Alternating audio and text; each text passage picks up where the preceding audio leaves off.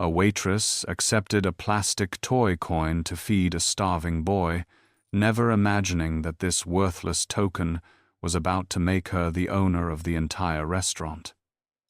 Before we dive into the story, make sure to subscribe and leave a comment where in the world you are watching from. Midday rush at the Rusty Spoon smelled like stale grease and desperation, a suffocating cocktail that clung to Clara's hair like a second skin. She balanced 4 heavy plates of meatloaf on her trembling left arm, while her right hand desperately refilled a coffee mug for a grumpy man who had not tipped her in 3 years. Sweat trickled down her spine, soaking into the polyester uniform that was 2 sizes too big, but Clara forced a bright smile onto her face because she had exactly $12 in her bank account and rent was due in 2 days. Suddenly, a deafening crash shattered the chaotic din of the restaurant. Clara froze as a ceramic plate slipped from her slick fingers and exploded against the linoleum floor. The entire diner went silent. From the kitchen window, Rick marched out like a bull seeing red. His face was purple with rage, veins bulging in his neck as he stormed toward her, kicking a shard of porcelain across the room. "You are useless," Rick spat, his voice booming so loud that the elderly couple at table 5 flinched. "That comes out of your paycheck, Clara, every single cent." Clara dropped to her knees, frantically picking up the sharp pieces with her bare hands, ignoring the slice on her thumb that began to bleed. "I am so sorry, Rick. It slipped," she whispered, keeping her eyes on the floor to hide the tears threatening to spill over. Rick loomed over her, a tyrant in a grease-stained apron. "One more mistake, just one, and you are on the street. I have 10 girls waiting for this job who are not clumsy idiots. Do you hear me?" Clara nodded, her heart hammering against her ribs like a trapped bird. She needed this nightmare of a job more than she needed air. She stood up, shaking, wiping her bloody thumb on her apron, unaware that the door was about to open and change her life forever. The bell above the entrance chimed with a cheerful ring that felt out of place in the tense atmosphere. Clara flinched, expecting another customer to yell about cold soup, but when she looked toward the heavy glass door, she saw nobody at eye level. She lowered her gaze. Standing on the frayed welcome mat was a child who could not be more than 6 years old. He looked like a ghost drifted in from a storm. His oversized gray t-shirt was stained with mud, and his sneakers were held together by silver duct tape that peeled at the edges. His hair was a tangled mess of brown curls that obscured his eyes, but what struck Clara the most was his absolute stillness. In a diner swirling with angry shouts, clattering silverware, and burning grease, this small boy was a statue of silence. He took a hesitant step forward, his gaze locked intensely on the glass display case of spinning pies near the register. Clara felt a sharp pang of worry hit her chest, making her forget the throbbing cut on her thumb. Where were his parents? She scanned the parking lot through the greasy front window, but she saw only rusting trucks and empty pavement. The boy moved closer to the counter, his small, dirty hand clenched into a white-knuckled fist. He raised his arm slowly, trembling slightly, revealing what he was guarding so fiercely. It was a bright yellow plastic coin, the cheap kind found in a pirate treasure set. He held it up like it was a solid gold doubloon, his dark eyes pleading with desperate intensity. He did not speak a single word, but his stomach let out a loud, undeniable growl that cut through the room. He was not just lost, he was starving. Clara felt her heart twist painfully. She knew Rick was watching from the kitchen, counting the seconds until she messed up again, but she could not look away from this trembling child. The boy stood on his tiptoes, straining to reach the countertop height. With a solemn expression, he placed the yellow plastic coin onto the sticky formica surface. It made a hollow clack sound that echoed in the sudden quiet of the diner. He pointed a dirty finger at the laminated picture of the double cheeseburger taped to the register. Clara looked at the toy money, seeing the plastic skull and crossbones stamped on its face. She opened her mouth to speak gently, to ask where his mother was, but the kitchen doors flew open with a violence that made the ketchup bottles rattle. Rick had emerged. He wiped his greasy hands on his apron and narrowed his beady eyes at the small figure. "Hey, you," Rick bellowed, his voice scraping against the air like sandpaper. "I told you locals to keep your brats out of here." Rick did not wait for an answer. He stomped across the dining room floor, his heavy boots thudding ominously like a drumbeat of impending doom. The boy shrank back, clutching his plastic treasure to his chest. "We are not a charity, kid," Rick shouted, spit flying from his lips as he closed the distance. "Get out before I call the police." The boy trembled, but did not move. His hunger was clearly stronger than his fear. This defiance only made Rick angrier. He reached over the counter, his thick fingers aiming for the boy's thin shoulder. "I said beat it," Rick roared. He grabbed the boy's arm with unnecessary force, his grip tight enough to leave a bruise. The boy let out a silent gasp of pain, his eyes going wide with terror. Clara felt a surge of adrenaline. This was not just rude, it was assault. The diner patrons stopped eating, forks hovering halfway to their mouths, watching the cruelty unfold. Rick dragged the boy toward the door like he was a sack of garbage. "You want food? Go dig in the dumpsters filled with rotting trash." "Stop it," Clara screamed, the sound tearing from her throat with a ferocity that startled even herself. She threw her body between the towering manager and the terrified child, acting on pure instinct. Her hands slammed against Rick's chest, pushing him back just enough to break his grip on the boy's arm.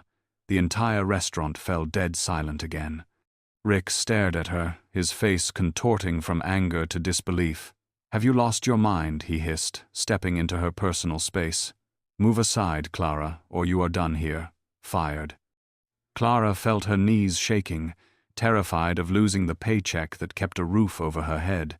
But when she looked down at the boy rubbing his bruised arm, her fear evaporated into cold resolve. "He is a customer," Clara said, her voice trembling but loud enough for everyone to hear. "And he is paying." Rick barked a cruel laugh. "Paying with what? That plastic junk?"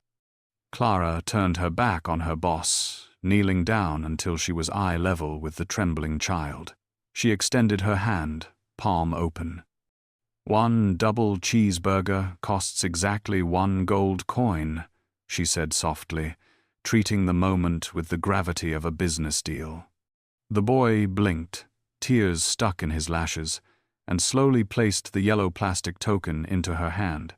Clara closed her fingers around it like it was a diamond. She stood up and slapped the plastic coin onto the counter in front of Rick. "Put it on my tab," she commanded, staring Rick down with fire in her eyes. "I am paying for his meal, and if you touch him again, I will call the police myself." Rick turned a shade of red so deep he looked ready to explode, but he saw the customers watching, phones raised, recording the scene. He sneered, snatched the plastic coin, and threw it into the trash. "Fine," he spat violently, "but know this. That is your last paycheck, you worthless trash." Clara placed the steaming double cheeseburger in front of the boy, and before the ceramic plate even hit the table, he was devouring it. He ate with a frantic, heartbreaking speed, barely taking time to breathe, grease dripping onto his chin as he shoved handfuls of fries into his mouth, like he feared the food might vanish into thin air. Clara slid a tall glass of cold milk toward him, her hand resting gently on his small shoulder, physically shielding him from the toxic energy radiating from Rick in the kitchen window. For a fleeting moment, the world felt small and safe, just a boy and his hard-earned meal. Then, the sound of screeching tires shattered the fragile peace, piercing the air like a banshee scream. It came from the parking lot, loud enough to make the silverware rattle against the laminate tables. Clara spun around just in time to see 3 massive, polished black SUVs skid to a violent halt directly in front of the diner entrance, effectively blocking out the afternoon sun. They looked like armored military tanks, totally out of place among the rusted local sedans. Before Clara could even blink, the vehicle doors flew open in perfect synchronization. 6 men poured out, moving with terrifying precision. They were dressed in immaculate, sharp, dark suits with earpieces coiled behind their ears, their faces grim and focused. They did not look like hungry customers, they looked like a tactical invasion force. The diner patrons gasped, some ducking under tables, thinking a robbery was about to go down. The front door burst open, nearly coming off its hinges, and the men stormed inside, their eyes scanning the room with laser intensity. "Secure the exits," one of them barked into his wrist microphone, his voice commanding absolute obedience. Rick dropped a stack of menus in sheer panic. Clara's instinct to protect flared up instantly. She pulled the boy tight against her apron, wrapping her arms around his small frame, terrified that these men were coming to hurt him, unaware that the true power shift had just begun. Behind the wall of security guards, a 7th man entered the diner, though he moved differently than the others. He was not scanning for threats, he was scanning for a soul. He wore a suit that likely cost more than the entire building, charcoal, gray, and tailored to perfection, but his tie was askew, and his face was pale with sheer, unadulterated terror. It was Marcus Sterling, the tech billionaire whose face graced the cover of every business magazine in the country, but right now he just looked like a father walking through hell. His desperate eyes swept the room until they landed on the small booth where Clara stood shielding the boy. "Benny," Marcus choked out, the sound raw and broken. The boy dropped his half-eaten burger and scrambled out from behind Clara's legs. "Daddy." The boy did not speak often, but the word tore from his throat as he sprinted across the greasy floor. Marcus fell to his knees, ignoring the filth on his expensive trousers, and caught his son in a crushing embrace, burying his face in the boy's messy hair. The entire room watched in stunned silence, the air thick with emotion. Suddenly, Rick stepped forward, smoothing his apron and putting on a sickly, sweet smile that made Clara's stomach turn. "Thank goodness you are here, Mr. Sterling," Rick said, his voice oozing with false concern as he stepped between the father and Clara. "We were so worried when this little angel wandered in. I made sure he was fed and protected immediately. I told my staff to give him whatever he wanted." Clara gasped, her mouth falling open at the audacity of the lie. Rick placed a proprietary hand on Marcus's shoulder, nodding solemnly. "It is a dangerous world, sir, but I made sure he was safe under my roof." Marcus looked up, tears streaming down his face, his eyes filled with immense gratitude, completely unaware that he was thanking the monster who had tried to throw his son into the garbage only moments ago. Marcus stood up, wiping tears from his eyes, and reached out to shake Rick's grease-stained hand. "Thank you," he said, his voice trembling with emotion. "I can never repay you for keeping my son safe." Rick puffed out his chest, grinning like a shark who had just smelled blood. "It was my honor, Mr. Sterling. I love children. I treated him like my own flesh and blood." Clara felt hot bile rise in her throat, but she remained frozen, too stunned by the brazen lie to speak. Suddenly, Benny let out a sharp, angry cry that sounded like a wounded animal. He yanked his small hand away from his father's grip with surprising strength. Marcus looked down, confused. "Benny, what is it?" The boy glared at Rick with pure, unadulterated loathing. Then he scrambled away from his father, running not toward the door, but toward the overflowing trash can beside the counter. "Benny, no." Marcus called out, lunging to stop him, but the boy was too fast. Benny plunged his hands into the garbage, digging frantically through coffee grounds and napkins until he retrieved the bright yellow plastic coin, now stained with ketchup. Clutching the toy treasure, Benny sprinted across the room and slammed into Clara's legs, wrapping his arms tight around her waist. He looked up at her with adoration, then turned to his father.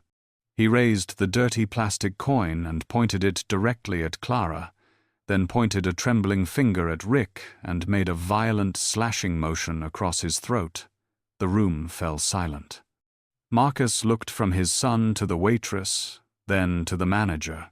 His eyes narrowed, locking onto the dark purple bruise forming on Benny's arm in the shape of adult fingers. The sickening realization hit him with the force of a physical blow. He stared coldly at Rick.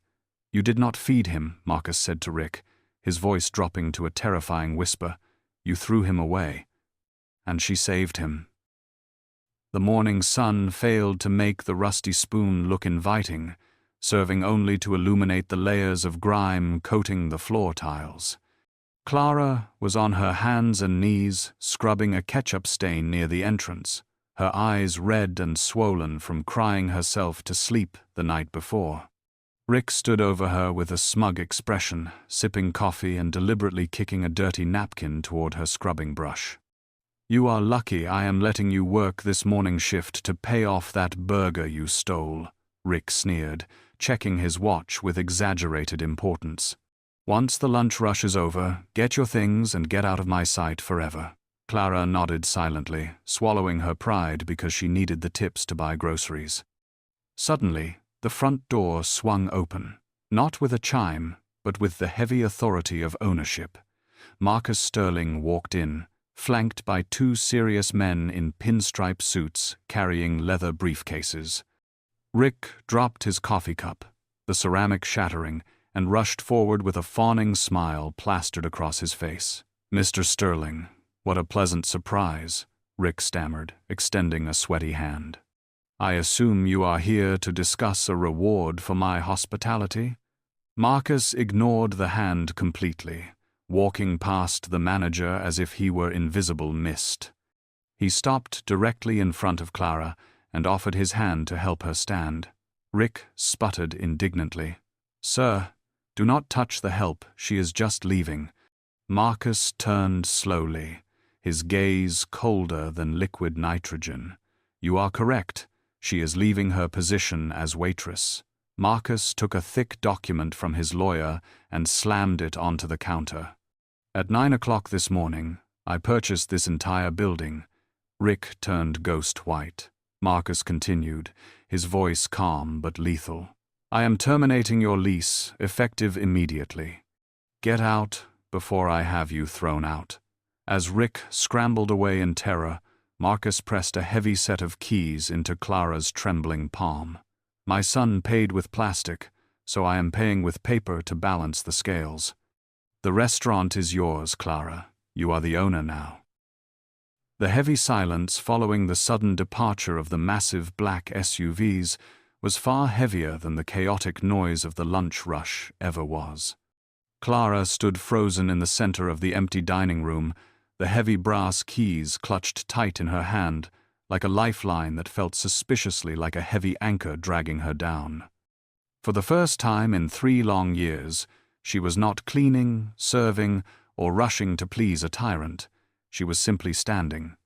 But as the initial adrenaline faded, the rose-colored glasses of the miracle moment shattered violently.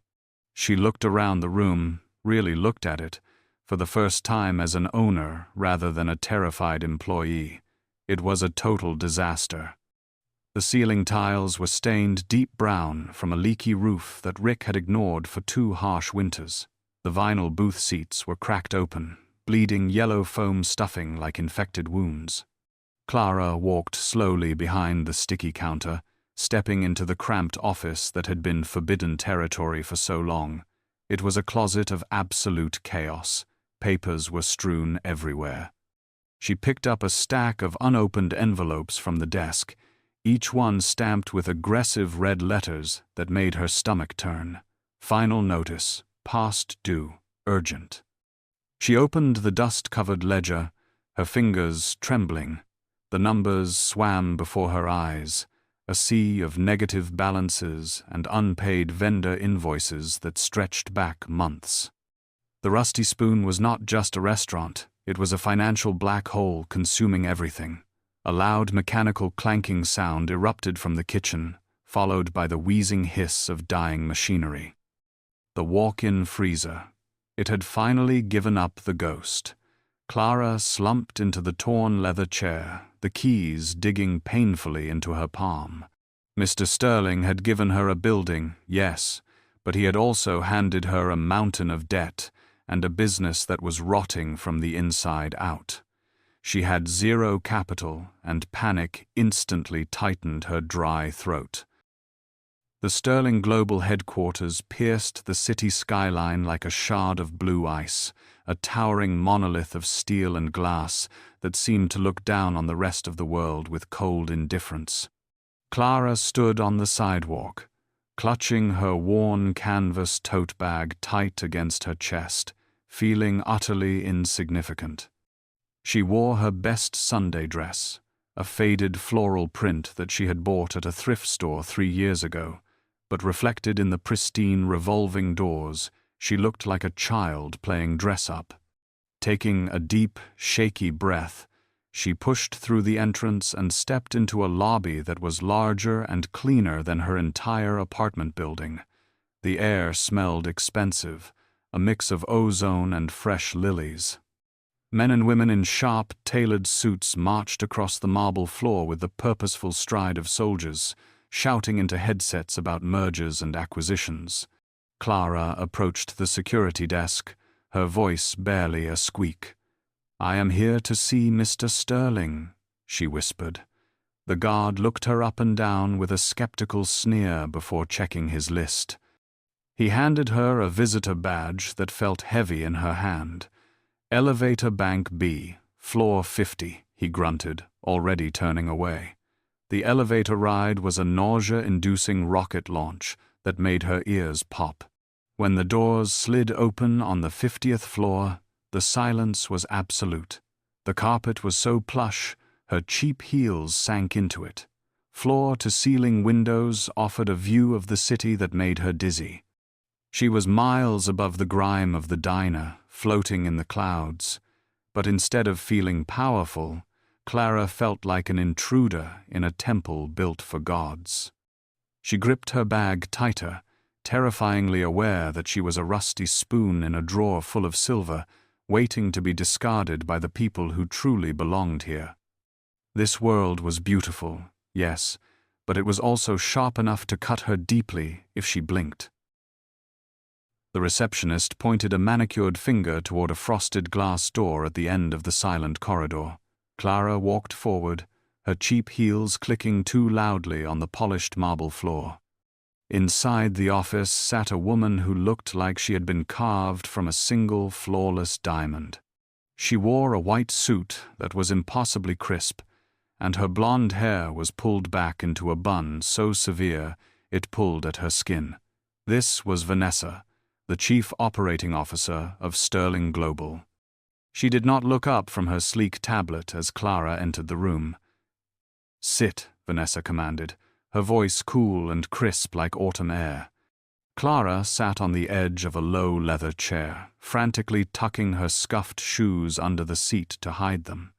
Vanessa finally looked up, her pale blue eyes scanning Clara with surgical precision. It was not a look of curiosity, it was a brutal appraisal, like someone inspecting a piece of damaged discount furniture found on a curb. So, Vanessa said, a faint, cruel smirk playing on her red lips. "You are the waitress." She made the word sound like a dirty insult. "Mr. Sterling seems to think you are a hero. I think you are a liability." Clara swallowed hard, her throat dry. "I just want to run the restaurant," she stammered. Vanessa laughed, a short, humorless sound that echoed in the large room. "Running a business requires capital, strategy, and grit. You have none. You have a bleeding heart and a lucky break." She stood up and walked around the massive desk, leaning against it to tower over Clara. Let me be clear. Marcus feels guilty about his son, so he threw a bone to a stray dog. But stray dogs do not belong in boardrooms. Vanessa leaned closer, her perfume smelling of expensive ice. Sign the papers, take the deed, and enjoy playing owner. But mark my words, honey, you will be bankrupt within exactly 1 week. Clara sat frozen under Vanessa's icy glare, feeling tears prick at the corners of her eyes. The insult hung heavy in the sterile air, a toxic cloud confirming her deepest insecurities. She opened her mouth to apologize for existing, but the heavy mahogany door creaked open before she could speak. A small figure shuffled into the room. It was Benny. He looked different in clean clothes, wearing a crisp blue button-down shirt that was buttoned wrong, but his messy curls and intense dark eyes were unmistakably the same. Vanessa immediately softened her posture, putting on a fake, bright smile that did not reach her cold eyes. "Benjamin, darling, come to Auntie Vanessa," she cooed, reaching out her manicured hands. Benny stopped dead in his tracks. He looked at Vanessa with total indifference. Then his gaze shifted to the woman sitting in the chair. His face lit up like a sunrise. Ignoring the chief operating officer completely, Benny sprinted across the plush carpet and skid to a halt at Clara's knees. He did not say a word, but he thrust a piece of crinkled construction paper into her hands. Clara looked down. It was a crayon drawing, crude and messy, depicting a lopsided building with a giant yellow circle on top, the Rusty Spoon. Next to the building were 2 stick figures holding hands, one small, one tall, with a waitress apron. Benny pointed to the tall figure and then to Clara, nodding vigorously. A lump formed in Clara's throat, choking back the sob that had been building up. Vanessa scoffed, turning back to her computer screen with a dismissive flip of her hair. "It is just a scribble," she muttered. But Clara ran her thumb over the wax drawing, feeling the texture of the crayon. To Vanessa, it was trash. To Clara, it was a contract more binding than any legal document. She mattered to this boy. She took a deep breath, her spine straightening, ready to fight for him. The private dining room was a sanctuary of hushed tones and crystal glasses that caught the light like captured stars. Clara stared at her lobster bisque, terrified to pick up the wrong silver spoon and expose herself as a total fraud. Marcus Sterling sat across from her, ignoring his own untouched meal, his gaze fixed on the grey city skyline. He looked significantly older in this harsh, natural light, the lines of deep grief etched around his tired eyes. "I apologize for Vanessa," Marcus said quietly, breaking the heavy silence. "She looks at the bottom line. I look at my son." Clara nodded, unsure what to say to a billionaire. Marcus took a sip of water and continued, his voice rough. "Benny has not spoken a single word in 3 years, Clara. Not since the day his mother died in a car accident." Clara gasped, her hand flying to her mouth. The doctors call it selective mutism, triggered by acute trauma. I have hired the best therapists in the world, specialists from Switzerland, child psychologists from New York. Nothing worked. He just went inside himself and locked the door. Marcus leaned forward, his intense eyes locking onto hers with desperate urgency.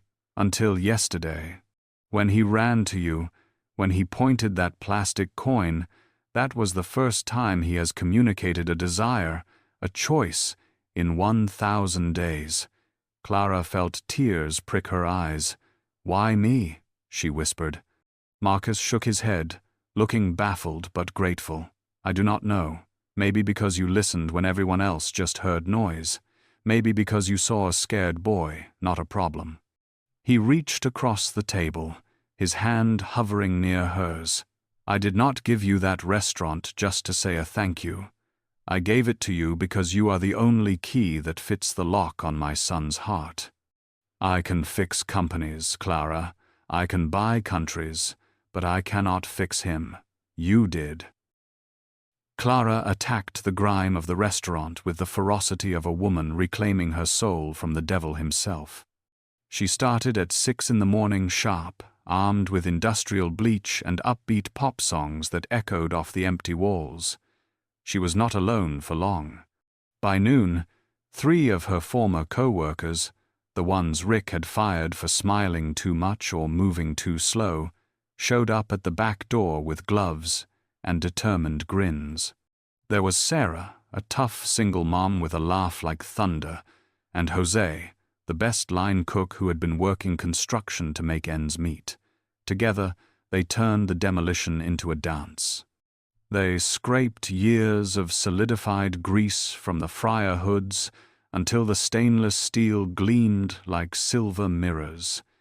They ripped up the cracked linoleum to reveal the original hardwood underneath, sanding it down until it glowed with warmth.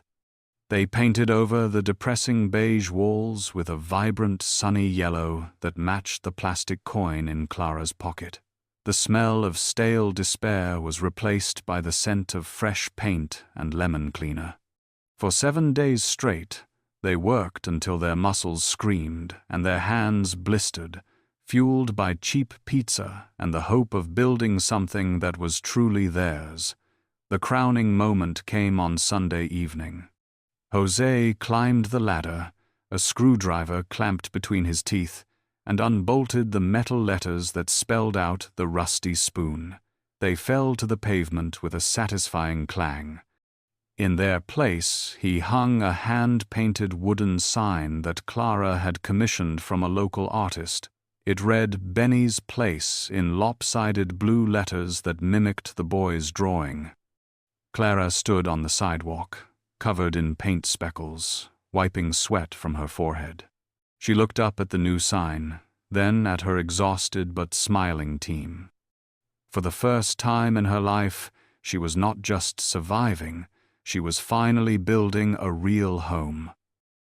The grand opening of Benny's Place was a symphony of sizzling burgers and happy chatter that filled the yellow room with life. Every table was packed with locals who had come to support her, their laughter bouncing off the freshly painted walls. Clara moved through the crowd with a pitcher of iced tea, her heart swelling with pride as she watched Jose flip patties in the pristine kitchen. It was absolutely perfect. Then, the front door opened, silencing the cheerful chimes with a heavy, authoritative thud. A tall man in a gray trench coat stepped inside, holding a clipboard like a loaded weapon. He did not look at the menu or the guests. He looked at Clara with the cold, bored eyes of an executioner. "I am Mr. Evans, City Health Inspector," he announced, his nasal voice cutting through the music. "We received an urgent anonymous tip about severe sanitation violations." Clara froze, the pitcher slipping slightly in her sweaty grip. "Violations?" "We just scrubbed this place for 7 days straight," she stammered, forcing a smile. Mr. Evans ignored her protest, marching straight past the counter and pushing through the swinging kitchen doors with force. Clara chased after him, her stomach twisting into knots.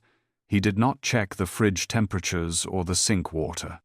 He walked directly to the storage pantry in the back corner, moving with suspicious certainty as if he had a map.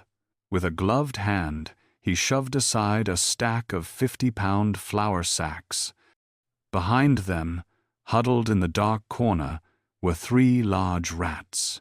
Clara screamed. It was impossible. The room was sealed tight. These animals looked confused, sluggish, like they had been dropped there moments ago. Mr. Evans turned around, a grim satisfaction on his face as he clicked his pen. "Vermin infestation," he declared loudly, ensuring the diners in the front could hear. "This is an immediate closure order. Clear the building now." Clara watched in horror as her dream dissolved completely. The humiliation was not just rapid, it was a spectator sport. Within 10 minutes of the health inspector shouting his order, the restaurant emptied out completely.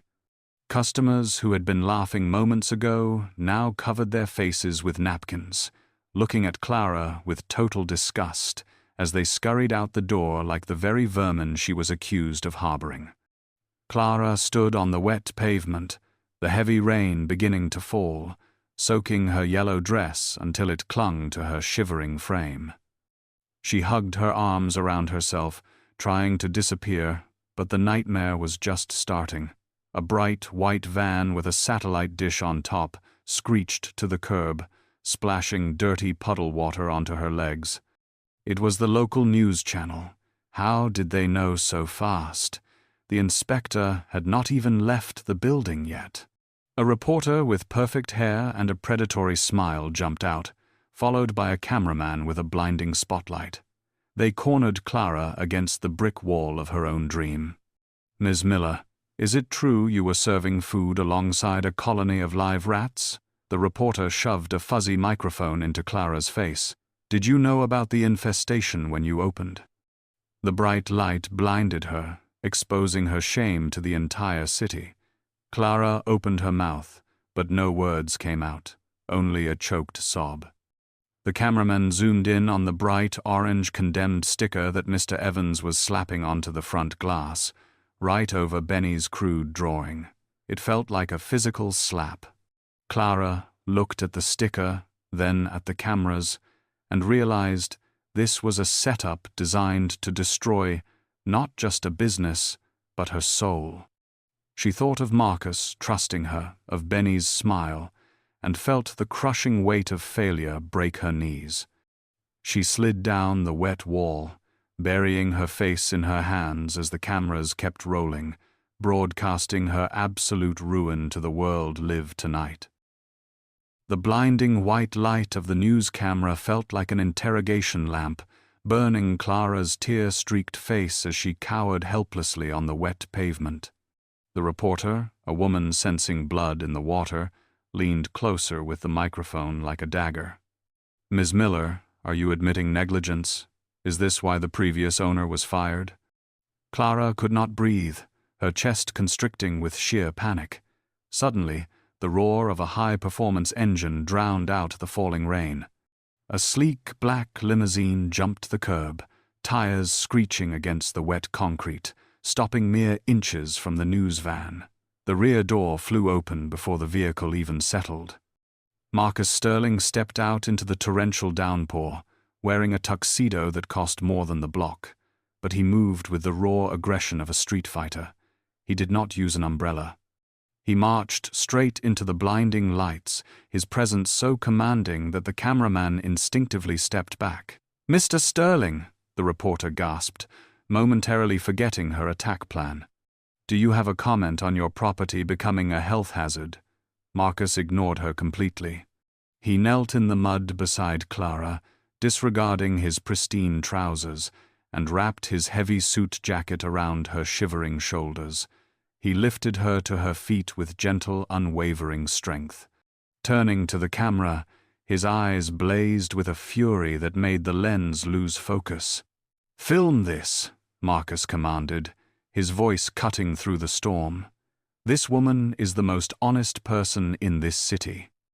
I trust her with my buildings, I trust her with my food, and most importantly, I trust her with the life of my only son." He stared directly into the lens, challenging the world. "This is sabotage, pure and simple, and I will burn the earth to find out who did it."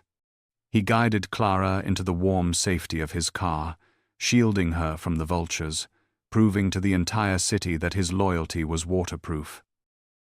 The elevator doors slid open on the 50th floor with a soft ding that sounded like a bell, signaling the start of a bloody boxing match. Marcus stormed down the hallway, his wet tuxedo jacket dripping rainwater onto the pristine white carpet, leaving a dark trail of fury behind him. He did not knock. He kicked open the heavy, frosted glass doors to the chief operating officer's office with enough force to crack the handle. Vanessa sat behind her massive marble desk, perfectly dry and immaculate, sipping a glass of sparkling water while watching the news report on a large mute screen. She did not look surprised. She looked bored. "You planted them," Marcus said, his voice low and dangerous, vibrating with a restrained violence that made the air feel heavy. "Rats, Vanessa? Really? That is beneath even you." Vanessa set her crystal glass down on a coaster, her movements agonizingly slow and deliberate. "I have no idea what you are talking about, Marcus," she lied smoothly, though her cold blue eyes danced with malicious amusement. "But I did see the news coverage. It is a total PR disaster.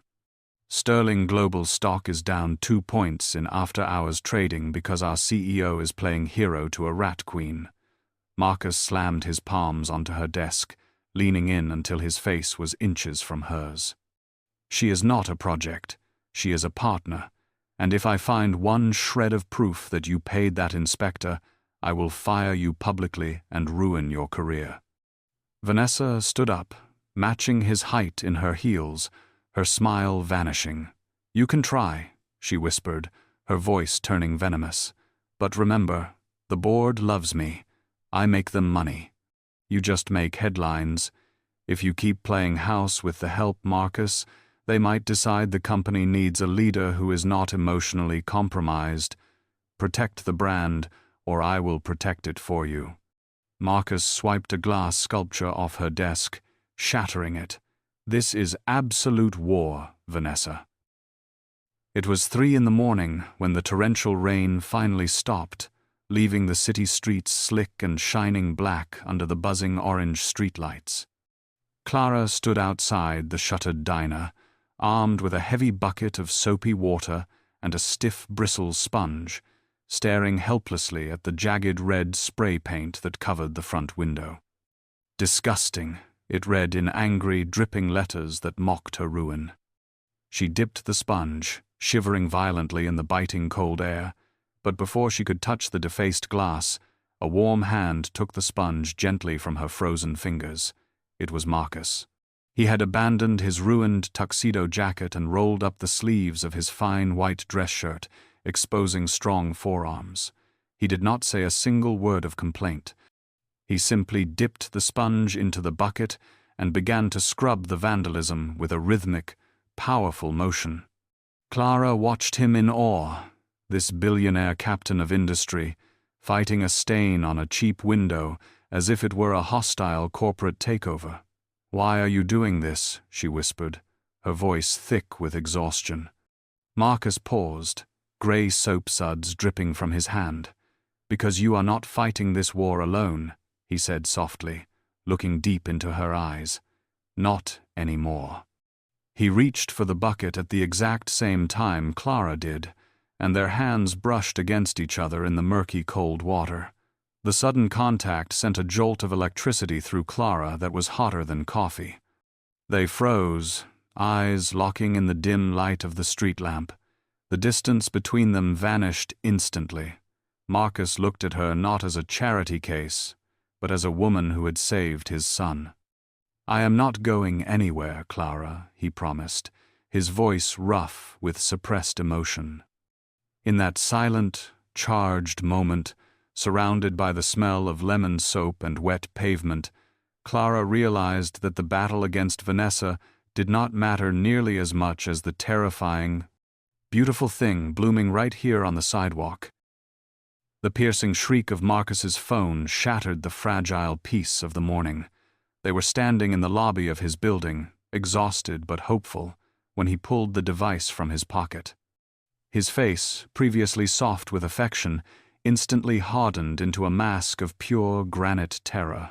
"What do you mean an explosion?" Marcus barked into the receiver, his knuckles turning white. "I just inspected that facility 2 months ago." Clara watched the blood drain from his face. He listened for 10 agonizing seconds before hanging up with a curse that echoed off the marble walls. "It is the main manufacturing plant," Marcus said, his voice hollow. "A chemical fire. 300 workers are trapped inside." The local government is threatening to seize all sterling assets if I am not on the ground in 12 hours to negotiate the safety protocols personally. Clara felt a cold pit form in her stomach. This felt too convenient, too timed, like a chess move made by a grandmaster of cruelty to separate them. "You have to go," she whispered, though every instinct screamed that this was a trap. Marcus grabbed her shoulders, his eyes wild. "I have to take the corporate jet immediately. It is a 14-hour flight over the ocean. I will be completely unreachable while in the air." He looked torn, hating the idea of leaving her exposed to the sharks circling in the water. "I will fix this and be back in 2 days," he promised, kissing her forehead with desperate urgency. "Do not sign anything until I return. Promise me." "I promise," Clara lied, trying to be brave. Marcus turned and sprinted toward the waiting car, vanishing into the morning traffic. Clara stood alone on the sidewalk, watching his tail lights fade, unaware that Vanessa was watching from the 50th floor window with a cruel smile. The protector was gone, the castle gate was open, and the wolves were already putting on their bibs for the feast. The dust from Marcus's departure had not even settled when the screech of tires returned. This time, there was no rescue. A sleek silver sedan pulled up like a bullet train stopping at a country station. Vanessa stepped out, immaculate in a blood-red trench coat that starkly contrasted with the gray sky. 2 men in dark suits followed her, carrying thick accordion files that looked heavy enough to crush a human soul. Clara stood in the doorway, clutching her rag like a shield, her heart pounding a frantic rhythm. Vanessa did not bother with greetings. She marched up the steps, the click of her heels sounding like nails being hammered into a coffin. She signaled her lawyer, who thrust a stack of papers into Clara's chest. "Notice of seizure," Vanessa announced, her voice airy as if discussing the weather. "Due to the health code violations and the drop in sterling global stock, the board has voted to exercise the mismanagement clause." Clara stared at the papers, the words swimming. "But Marcus gave me this place," she stammered. "Marcus is currently 30,000 feet over the Atlantic Ocean and unreachable," Vanessa replied with a shark-like grin. "By the time he lands, this building will be bulldozed." "You have exactly 48 hours to vacate the premises, Clara. If you are not gone by Friday noon, the sheriff will remove you by force." Vanessa leaned in close, smelling of malice. "Pack your boxes, waitress. The game is over." She turned and walked back to her car. Clara stood paralyzed, the heavy legal document feeling like lead. The 48-hour deadline hung over her head like a guillotine blade. She looked at the painted yellow walls and the sign Jose had hung. It was all about to be erased because she was too small to fight a giant. The reality crashed down on her. She was alone, defenseless, and about to lose the only home she had ever known. The silence inside Benny's place was heavy, suffocating, broken only by the sound of cardboard boxes scraping against the hardwood floor. Clara placed her yellow apron into a box marked trash. It felt like she was packing away her own heart. Outside, the cold city moved on, indifferent to her ruin, but inside, the dream was dying a quiet death. She reached for the framed crayon drawing Benny had given her, fingers trembling as she touched the glass. "I am sorry," she whispered to the empty room, her voice cracking. "I tried to keep it for you." Suddenly, the front door chimes rang, soft and hesitant. Clara wiped her eyes frantically, expecting the sheriff, or maybe Vanessa, returning to gloat. But when she turned around, the doorway was empty at eye level. She looked down. Standing there, wearing flannel pajamas and mismatched socks, was Benny.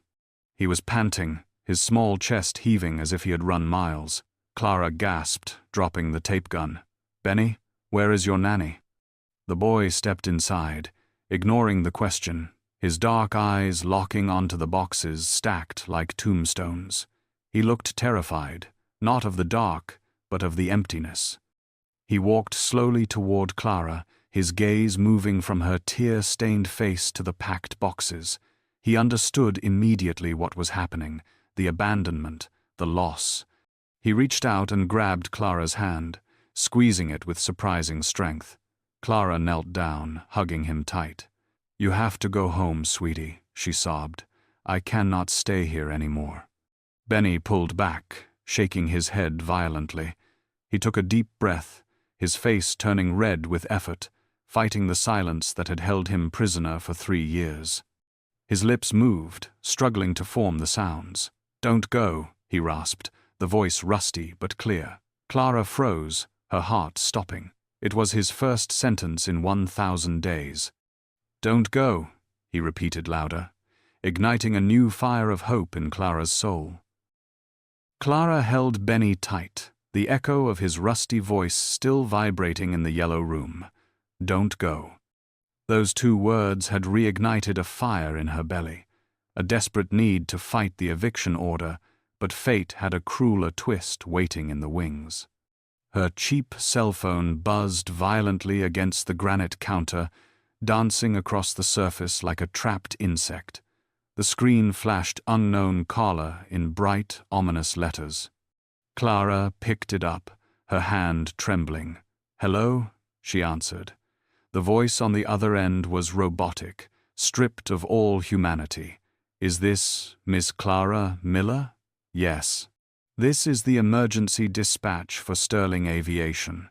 I regret to inform you that Mr. Sterling never arrived at the factory." Clara felt the blood drain from her face, leaving her dizzy. "Did the plane crash?"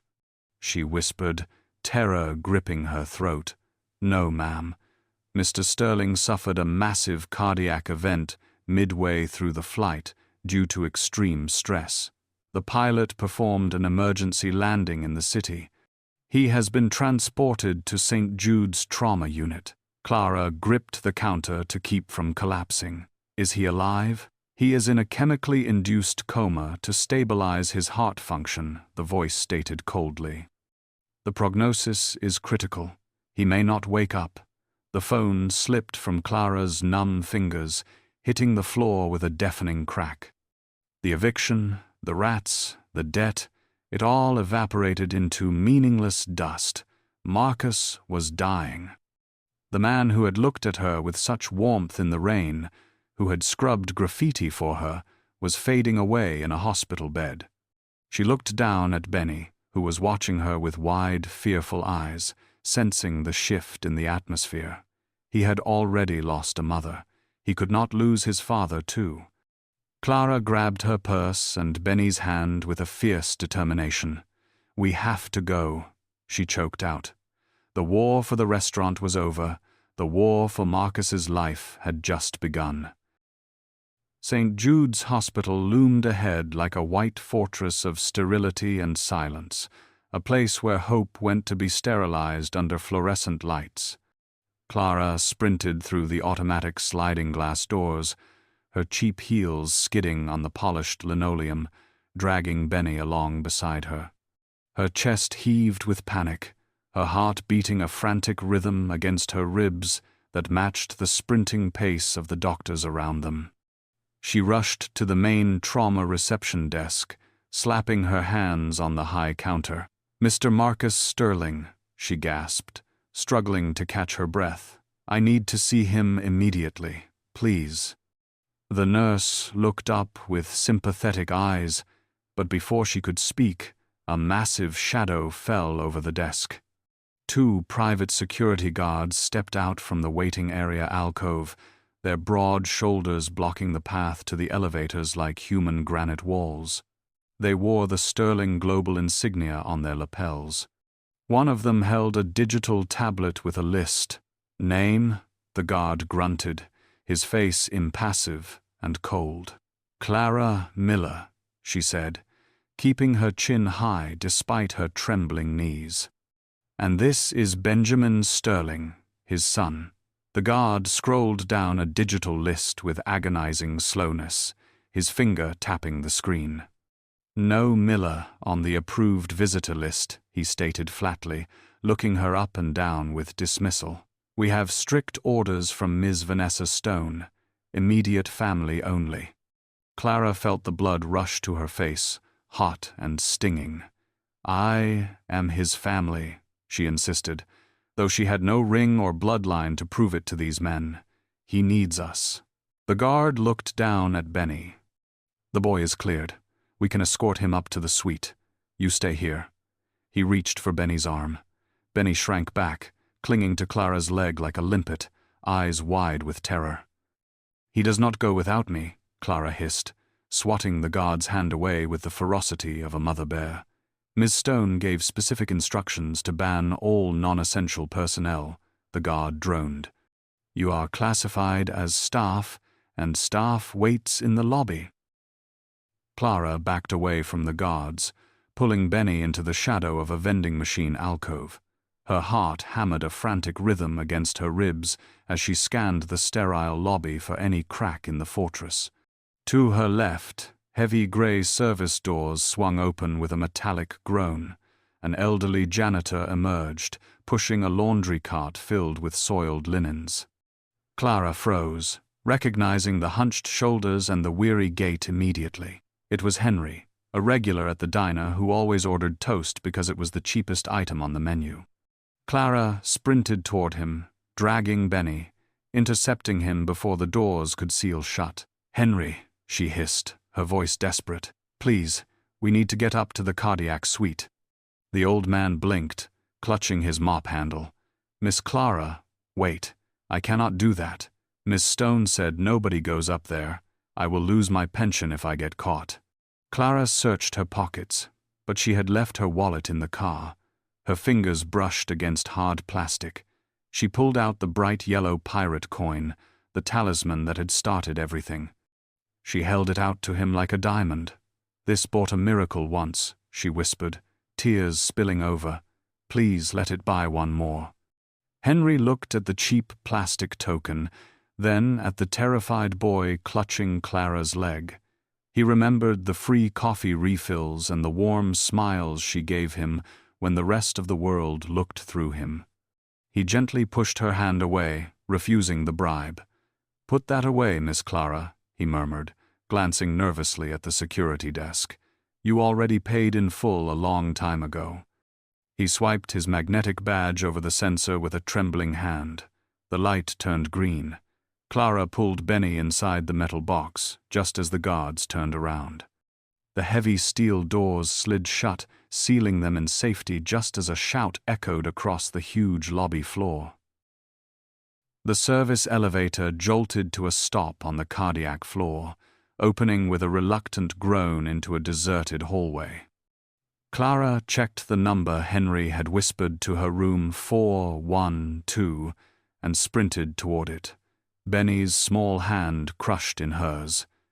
The door was a heavy barrier of silence, but she pushed it open, bracing herself for the sight of death. Inside, the only sound was the rhythmic, terrifying beep of a heart monitor and the mechanical hiss of a ventilator. Marcus lay in the center of the room, looking impossibly small amidst the tangle of tubes and wires. His skin was the color of ash, his strong hands limp and pale against the crisp white sheets. Clara stifled a sob, approaching the bed like it was an altar. She gently lifted his hand, pressing it to her wet cheek, feeling the faint warmth that proved he was still fighting. "You promised you would fix this," she whispered, her voice trembling in the sterile air. "You promised you would come back to us. Do not make a liar out of yourself, Marcus Sterling. We need you too much." Benny climbed onto the chair beside the bed, reaching out to touch his father's forehead with a tenderness that broke Clara's heart. "Wake up," the boy whispered, his rusty voice cutting through the mechanical noise. "Please." As if summoned by the command of his son, Marcus's eyelids fluttered. The steady beep of the monitor spiked. Slowly, painfully, his eyes opened, unfocused at first, then locking onto Clara's tear-stained face. His lips moved, dry and cracked. "Clara?" he rasped, the sound barely audible. Relief hit her like a physical blow, knocking the breath from her lungs. She leaned in to kiss his forehead, but the door swung open with violent force. Vanessa stood in the threshold, holding a tablet, her immaculate composure shattering instantly. Her jaw dropped as she stared at the man who was supposed to be dying, now very much awake. "You are supposed to be unconscious," she hissed, her eyes going wide with shock. Vanessa composed herself with terrifying speed, her shock replaced by a mask of corporate concern. She stepped further into the room, her heels clicking on the sterile linoleum, clutching her sleek tablet to her chest like a shield. "Marcus, thank heavens," she lied smoothly, though her eyes remained cold as ice. "I was just coming to ensure these unauthorized visitors were removed so you could rest properly. You need peace, not the emotional stress of a failed waitress and a confused child." She reached for the call button to summon security, but Marcus raised a weak, trembling hand to stop her. "Get out, Vanessa," he rasped, his voice barely a whisper but heavy with undeniable authority. Vanessa froze, her manicured hand hovering in midair. "Marcus, you are clearly confused by the heavy medication," she said condescendingly, forcing a tight smile. "I am handling everything. The company is safe." Suddenly, Benny moved. He did not run away this time. He stepped between his father and the woman who had tried to destroy his world. With a quick, decisive motion, he snatched the tablet from Vanessa's loose grip. "Hey, give that back, you little brat," Vanessa shouted, lunging for him, but Benny was faster. He tapped the screen with practiced fingers and held it up for his father to see. It was not a game. It was a video file sent to Vanessa's email, time-stamped 3 days ago. The screen showed grainy security footage from the alley behind Benny's place. In the video, Vanessa was clearly visible handing a thick white envelope to Mr. Evans, the health inspector, who was holding a wire cage of rats. Marcus watched the damning footage, his eyes narrowing as the strength returned to his body, fueled by pure, hot rage. He looked from the screen to his chief operating officer. Vanessa's face turned the color of old ash. "You paid him," Marcus whispered, the betrayal cutting deep. "You poisoned my restaurant. You terrorized my son. Get out now." Vanessa stared at the video on the tablet screen, her mouth opening and closing like a fish out of water, unable to form a single lie that could survive the weight of the evidence. Marcus pointed a trembling finger toward the open door. "You are terminated effective immediately, Vanessa," he said, his voice gaining strength with every syllable. "Security will escort you from the building, and my legal team will be in touch regarding criminal charges of corporate espionage and fraud." Vanessa looked at the guards standing in the doorway, then at Clara, sneering one last time before turning on her heel and storming out. The click of her heels fading down the hallway like the tick of a bomb that had been defused. The silence that followed was heavy with relief. Marcus turned to Clara, his eyes soft with adoration. "Bring me my phone, please." Clara handed it to him. He dialed a number and spoke briefly to his attorney. "It is done. The eviction notice is rescinded. The debt on Benny's place is dissolved. You own it free and clear, Clara. No strings attached." Clara let out a breath she felt like she had been holding for days, tears of relief spilling onto her cheeks. "Thank you," she whispered. But Marcus shook his head, reaching out to take her hand in his. "No, Clara, I do not want you to just be an owner anymore. I want a partner. Someone who can run a business with heart and someone who can run a family with love." He squeezed her hand, glancing at Benny, who was asleep in the chair. "I want us to build something new, together. Not as a billionaire and a charity case, but as equals. Will you help me run this life?" Clara squeezed back, looking at the man who had lost everything to find her. "Yes," she said, smiling through her tears. "I think that sounds like the best deal I have ever made." 3 months had passed since the hospital nightmare, and the bright afternoon sun poured through the clean windows of Benny's place, illuminating a scene that looked nothing like the dark grime of the past. The diner was packed to capacity, filled with laughter, clinking silverware, and the smell of fresh coffee. Clara moved gracefully behind the counter, wearing a brand-new yellow apron, her face glowing with a peace that money could not buy. Marcus sat in the corner booth, not in a stiff suit, but in jeans and a t-shirt, smiling as he watched the lunch rush unfold. He was no longer just a distant CEO. He was a regular here and the happiest man in the room. Suddenly the front bell chimed loudly. The crowd parted as a small figure marched confidently toward the register. It was Benny. He climbed onto the spinning stool, his legs dangling, and looked Clara in the eye with a mischievous grin. "1 double cheeseburger, please," he announced clearly, his voice strong and confident. Clara smiled, leaning down on her elbows. "That will be expensive, sir. Do you have the funds?" Benny reached into his pocket and pulled out the object that had started it all, the bright yellow plastic pirate coin. He slammed it onto the counter with a decisive clack. "Keep the change," he said. The diners cheered loudly. Clara did not put the coin in the register. Instead, she reached for a small shadow box frame hanging on the wall right next to the official property deed. She opened the glass and pinned the plastic token inside on black velvet. It sat there, shining brighter than any diamond in Vanessa's collection. It was a worthless piece of plastic to the world, but to Clara it was the price of her freedom, the currency of kindness, and the most valuable tip she had ever received. She looked at her family and knew she was finally, truly rich. Sometimes, the most valuable currency in the world isn't gold or silver, it's a simple act of kindness offered when no one else is watching. If Clara's bravery warmed your heart, please light up that like button and tell us in the comments, has a stranger ever made your day better? Your support helps us uncover more hidden gems like this one. Make sure to subscribe and ring that bell so you're always the first to see the underdog win. And please, share this video with someone who needs to hear that their generosity serves a higher purpose. Remind them that even a plastic coin can buy a miracle if it's given with the right heart. Thanks for being part of our story today.